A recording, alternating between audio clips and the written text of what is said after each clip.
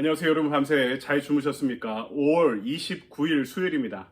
오늘도 주님과 동행하며 시작하는 하루 한 말씀으로 축복의 시간, 은혜의 시간을 함께 누리시길 바랍니다. 오늘 우리에게 주신 말씀은 빌립보서의 마지막 장이네요. 4장 10절로부터 13절까지의 말씀을 제가 봉독해 올리겠습니다.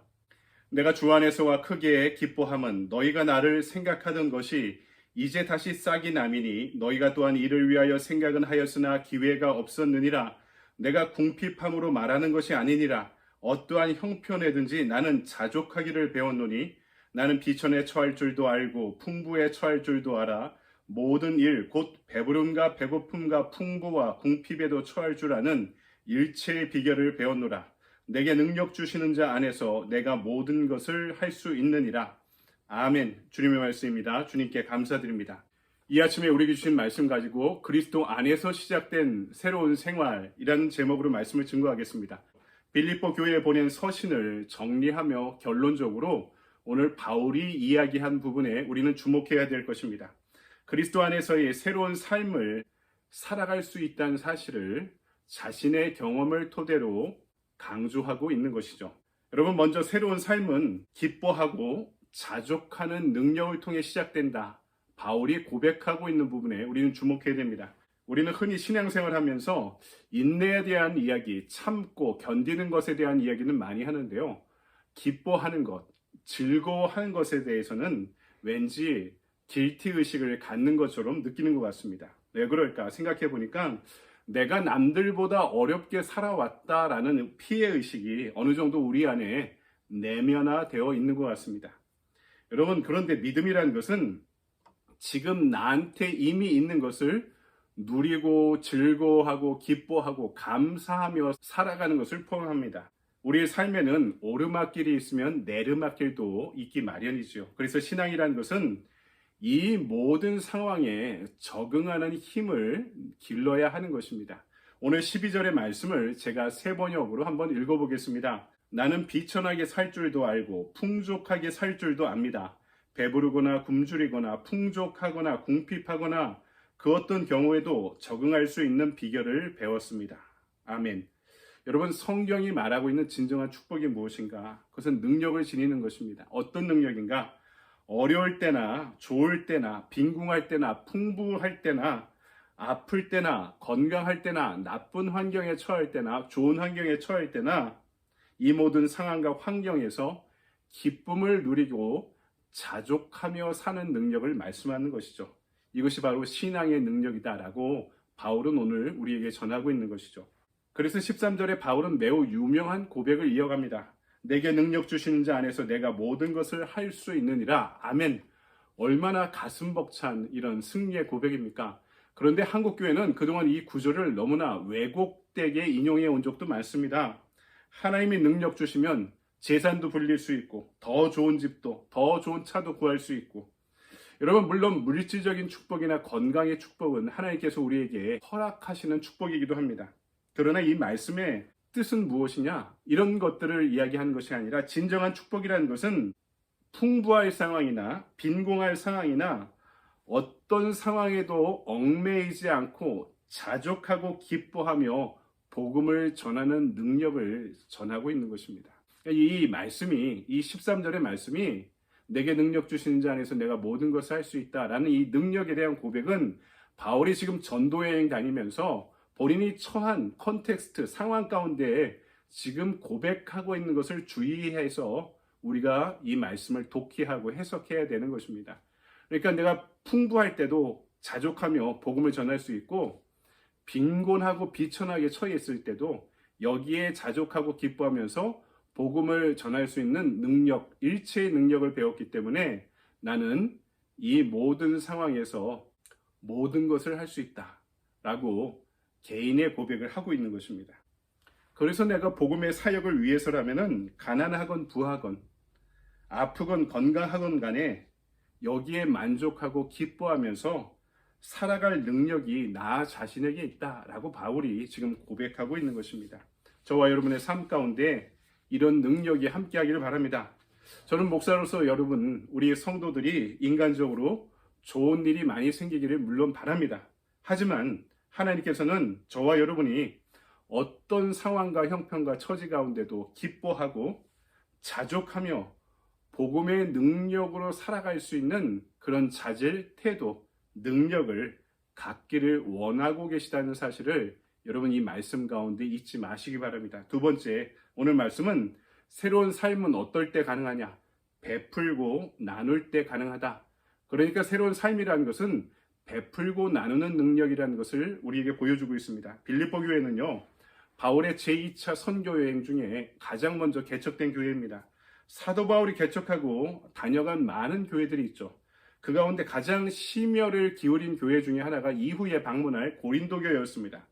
그런데 이 고린도 교회는 바울에게 가장 많은 상처와 아픔을 준 신앙 공동체이기도 했습니다. 반면에 빌립보 교회는 바울이 기틀을 잡자마자 성령의 인도하심 가운데 아주 잘 자라준 교회입니다. 큰 말썽 없이 바울을 전폭적으로 지원하고 지지한 교회였습니다. 바울이 세계를 다니며 전도할 수 있도록, 선교 여행을 다닐 수 있도록 끊임없이 기도와 물질로 후원한 교회가 빌립보 교회였습니다. 심지어 지금 바울이 옥중에서 빌립보 서신을 쓰고 있는 이 와중에 이 빌립보 교회는 자신들의 목회자를 바울에게 보내서 그를 후원하고 위로하고 지지하고 돌아가는 일들까지 지금 이 상황 가운데도 빌립보 교회와 바울의 교제가 지속되고 있었던 것입니다. 저는 우리 산림교회가 하나님의 선교 사역을 위해서 이렇게 베풀고 나누는 교회가 되기를 바랍니다. 오늘 이 말씀을 듣는 여러분들이 하나님의 나라의 확장을 위해서 여러분의 것들을 나누고 베풀 수 있는 성도들이 되기를 바랍니다. 우리가 베풀고 나눌 수 있는 것은 많습니다.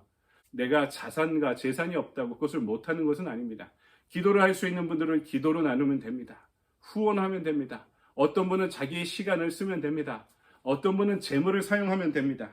어떤 분은 다른 헌신으로 그 모든 역할들을 감당할 수 있는 것입니다. 무엇을 통해서든 하나님의 사역을 위해 우리의 것들을 나누고 베풀 수 있게 되기를 소망합니다. 바울 사도께서는 빌립보서를 통해서 계속해서 지금 그들을 격려하고 칭찬하고 있습니다. 그들이 베풀고 나눈 모든 도움들을 단순한 물질이라 이렇게 평가하지 않고 있고요. 하나님께서 기뻐 받으실 만한 향기로운 재물이다 이렇게 표현하고 있죠. 그리고 종말의 심판 때에 그들의 신앙을 입증해 줄 귀한 역할을 하게 될 것이다 라고 지금 말씀하고 있는 부분에 우리는 주목해야 됩니다. 여러분께서 베풀고 나눌 수 있는 모든 것들이 하나님께 드려질 향기로운 제물임을 잊지 마시기 바랍니다. 그리고 그 모든 것들이 주님 오시는 날 여러분들에게 유익한 열매가 될 것을 믿습니다. 여러분, 오늘 하루의 삶 가운데도 우리가 가능한 것들을 하나님의 나라의 확장을 위해 베풀고 나눌 수 있는 우리 성도들이 되길 바랍니다. 마지막으로 바울은 복을 빌어주는 생활을 통해 우리는 날마다 새로운 삶을 살아갈 수 있음을 알려주고 있죠. 바울은 거의 모든 바울의 서신 가운데 서신의 서두와 그리고 마지막 결말을 그 공동체에 대한 축복으로 시작하고 축복으로 마무리하는 것을 보게 됩니다. 그것이 바울의 진심이었고 믿음이었던 것이고 교인들에 대한 진심 어린 그분의 태도였던 것입니다. 사도 바울의 대인관계의 기초였던 거죠. 복을 빌어주는 것. 우리가 남에게 복을 빌어주는 신앙생활을 하면 실제로 우리의 삶이 하나님께 복받는 삶이 될 줄 믿습니다. 여러분, 복을 빌어주는 삶이 되시길 바랍니다. 하나님께서 저들의 필요를 채워주기 위해, 저들의 삶이 주님 앞에 축복받기 위해서, 그리고 저들의 삶에 긍휼이 넘치는 삶이 되기 위해서 우리는 누군가를 축복할 수 있는 축복의 권세를 갖고 있는 사람이라는 것을 잊지 마시기 바랍니다. 그래서 복을 우리에게 주시는 이유는 복의 근원이 되어서 그 복을 나누는 선교적인 삶을 살아가기 위함이라고 창세기 12장에서 이미 아브라함을 부르면서 말씀하시죠. 너는 고향과 친척과 아버지의 집을 떠나 내가 너에게 약속한 땅을 향해 가라. 그럼 내가 너에게 복을 줄 것이니 너에게 복을 빌어주는 자에게 내가 복을 베풀고 너를 저주하는 자에게 내가 저주를 베풀리라. 그러면서 그를 복덩어리, 복의 근원으로 삼아주셨습니다. 왜냐하면 그 복을 나누는 삶을 살아가기 위해서. 그래서 우리에게 주어진 권세는 그 복을 나눠주는 것이다. 이것이 선교이고 전도임을 잊지 마시기 바랍니다. 여러분, 말씀을 정리합니다. 오늘 빌립보서 4장을 보면 그리스도 안에서라는 문구가 계속해서 4장 전체에 반복되고 있습니다. 10절에 주 안에서, 13절에 내게 능력 주시는 자 안에서, 그리고 19절에 그리스도 예수 안에서. 바울이 이렇게 주 안에서라는 표현들을, 문구를 강조하고 있는 것은요, 세 가지 새로운 생활, 우리가 어느 때나 기뻐하며 자족하는 생활, 그리고 하나님의 사역을 위해 베풀고 나누는 생활, 그리고 누군가에게 복을 빌어주는 삶이 우리의 인간적인 힘과 의지로는 어렵기 때문입니다. 그래서 주 안에서 새로운 생활이 주 안에서만 가능하다고 말씀하고 있는 것이죠. 오늘 하루도 그분 안에 자족하고 기뻐할 수 있기를, 주님 안에 베풀고 나눌 수 있게 되기를, 그리스도 안에서 서로에게 그 복을 빌어주는 삶을 살아가는 새로운 삶을 향한 저와 여러분의 하루가 되기를 주님의 이름으로 간절히 축원드립니다. 아멘. 적용의 질문을 볼까요? 내가 하나님을 의지한다고 말하면서도 자족하지 못하는 부분은 무엇입니까? 하나님께서 주시는 능력만 의지하며 살기 위해 무엇을 결단하겠습니까? 새로운 삶을 살아가기 위해서 자족하고 기뻐하는 것, 그리고 내가 갖고 있는 것을 나누고 베푸는 것, 또 누군가에게 복을 빌어주며 축복하며 사는 것이 그리스도 안에서 이루어지는 새로운 삶이라고 말씀드렸는데요. 누군가에게 복을 나누고 베풀기 전에 누군가와 비교하면서 항상 우리는 우리 안에 있는 결핍에 주목하고 있지 않습니까? 그래서 나는 남들과 비교해서 항상 불행하다고 여기지 않습니까? 여러분, 그런 마음을 품고 있다면 무엇인가 우리에게 더 주어져도 우리는 우리보다 또 다른 그 무엇을 더 많이 가진 사람들을 바라보면서 스스로의 결핍감 가운데 헤어나오지 못할 것입니다. 오늘 이미 나에게 주신 것에 감사하고 그것을 주목하면서 내가 갖고 있는 것들을 하나님의 의와 나라를 위해 베풀고 사용하고 그것을 또 나눌 수 있는 저와 여러분의 하루가 되기를 바랍니다. 여러분, 오늘도 좋은 하루 보내십시오. 감사합니다.